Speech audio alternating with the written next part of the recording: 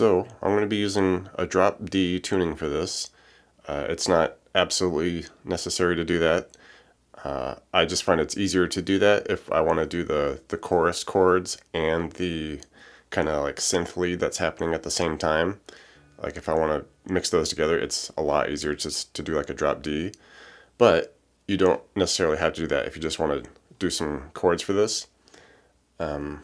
So the initial verse section, also there, I'm just trying to kind of mimic the kind of bass sequencer that's happening.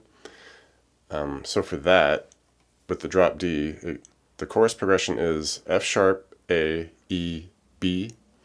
And with this, trying to mimic the sequencer that's happening, I'm just doing this alternate picking palm muted just bass notes here, like eighth note style here. And so drop D here, that'd just be at the 4th fret, and I'm palm muting and just alternate picking it like that, right? And it's just a matter of just trying to keep it as like precise and on tempo as possible, so it's real kind of, sequencer style. Okay, that's what we're looking for, and it's about a couple run throughs of like 8 strums, so like 16. And then we just move to an A, so drop D, that'd be up here at the 7, same deal. Alright, down to the 2 for the E. And then I just zoom all the way up to the 9 for the B. You could just drop down to the 2 on the A if you want, either. And like I said, for the chords, if you're just in the standard tuning and want to do chords for this, you just do F sharp, so just bar the 2s, 4 on the A and D, 3 on the G here. That's if you're standard tuning, and if you want to just strum some chords there, then do a E to B. Okay, all just the basic chords. It's all just major chords.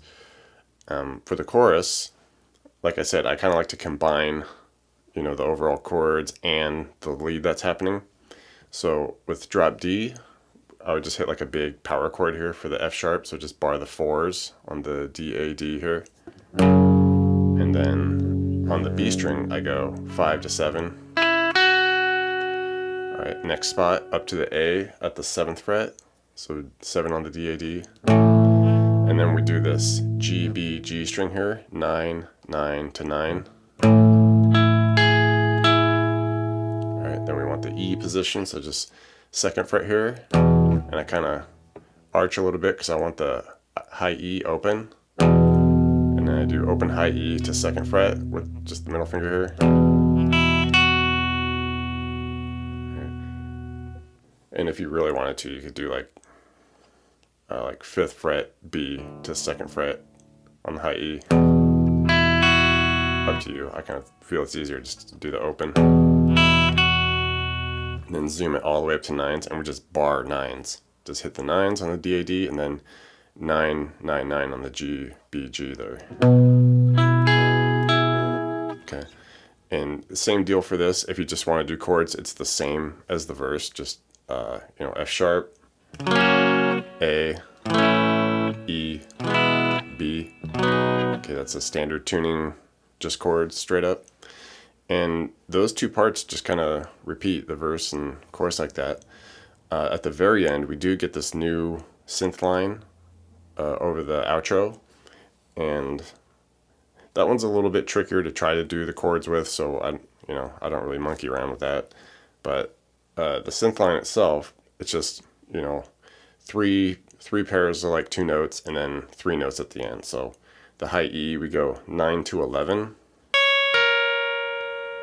All right, and then we just do 9E, 10B. All right, go to 7E, 9B. And then there's 3 notes here, but they kind of come in at like a funky timing. It's not quite like at the start of the next measure. It's like it maybe delays a note and then it gets into it, but it's 7B, 9, 8 on the G.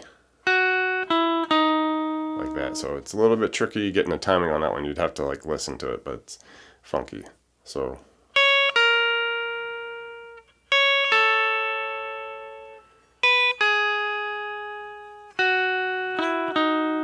And the chords over the top of that, it's the same progression all the way through the song, just the F sharp, A, E, B. All right, so all those sections, it's just basically, two progressions that are the same, but maybe a different dynamic for the verse and the chorus. Then you get the chorus lead and then the outro lead, and that's essentially all the parts of the song. So once you get those, you should be all set to go and ready to rock.